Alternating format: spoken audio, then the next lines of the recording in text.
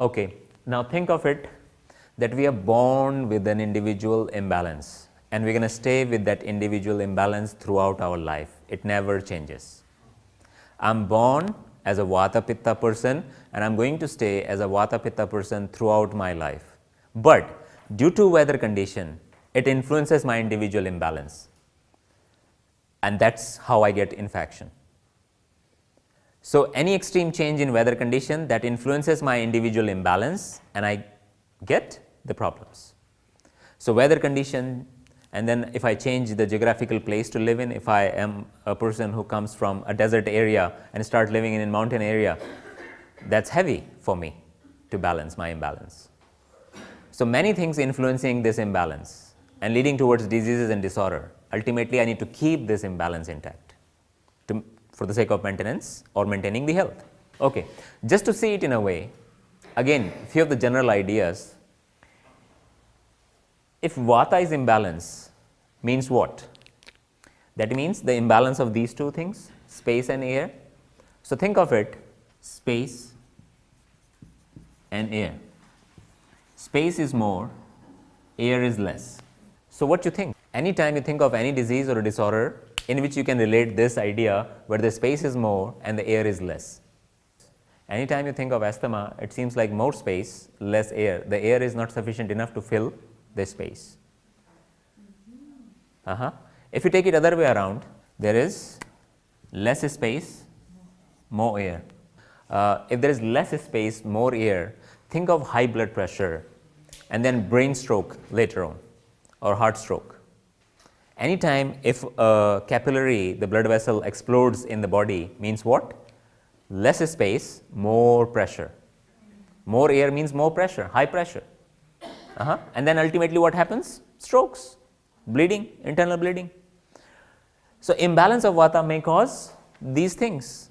Anytime you think of pain in your body, that is caused by these two imbalances.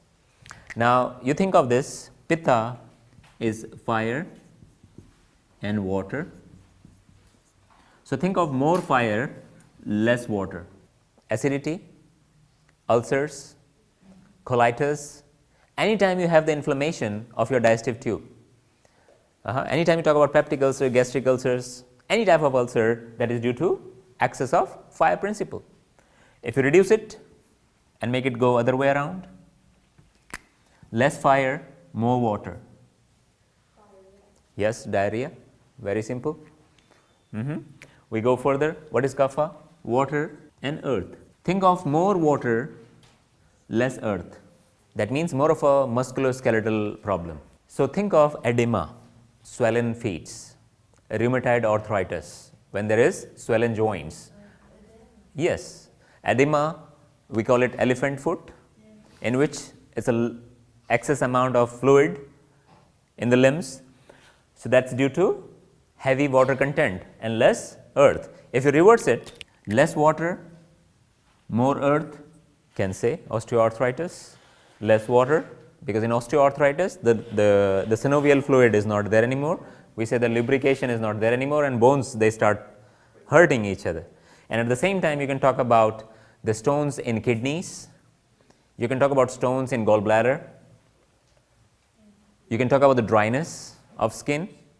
So, all these things going to come due to excess earth element and less water.